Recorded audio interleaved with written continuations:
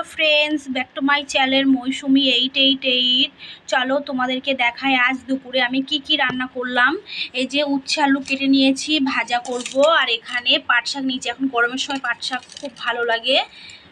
পাট শাকের ঝোল করবো। এই যে ছোট ছোট করে কেটে নিয়েছি।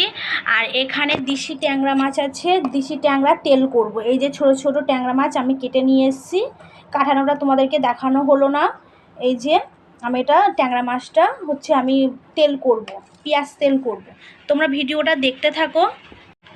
যারা আমার চ্যানেলে নতুন প্লিজ সাবস্ক্রাইব করে পাশে থাকবে, আর যারা দেখছো ভিডিওটা পুরোটা দেখবে। এখানে আমি কড়া বসিয়ে দিয়েছি, আমি এখানে জল দিয়ে দেব।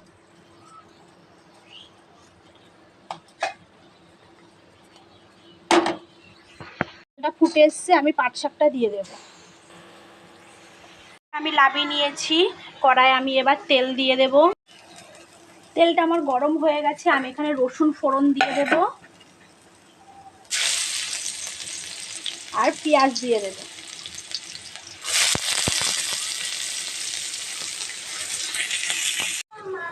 দেখো লাল লাল হয়ে গেছে পেঁয়াজ আর রসুনটা, আমি এবার এই শাকটা দিয়ে দেব।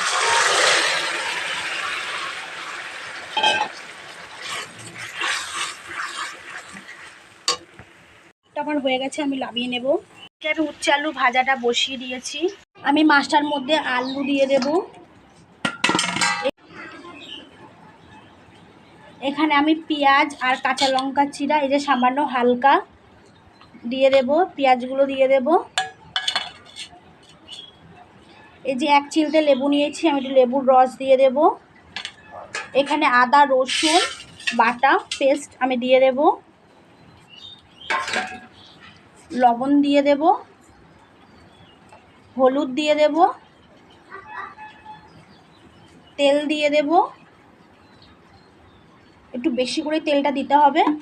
এইভাবে ভালো করে মেখে নেব, এইভাবে মেখে কিছুক্ষণ রেখে দিতে হবে।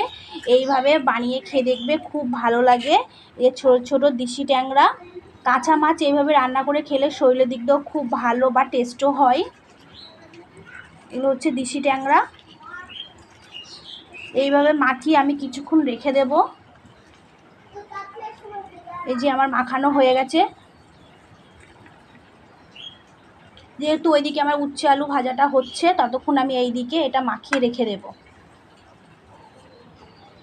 আমার উচ্ছে আলু ভাজাটা হয়ে গেছে, আমি লাভিয়ে নিয়েছি।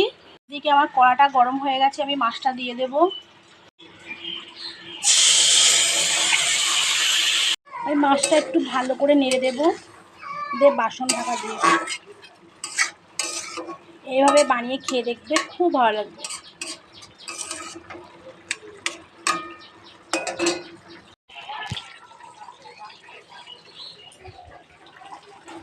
আমি বাসনটা ঢাকা দিয়ে দেব। বাসনটা সরিয়ে আমি আবার একটু দেখে নেব মাছটা। ঠিক এইভাবে 1-2 মিনিট পর পর একটু নেড়ে দিতে হবে। দেখো কত সুন্দর হয়েছে দেখতে। ঠিক এইভাবে নেড়ে দিতে হবে 1-2 মিনিট পর পর। দেখো কত সুন্দর লাগছে দেখতে।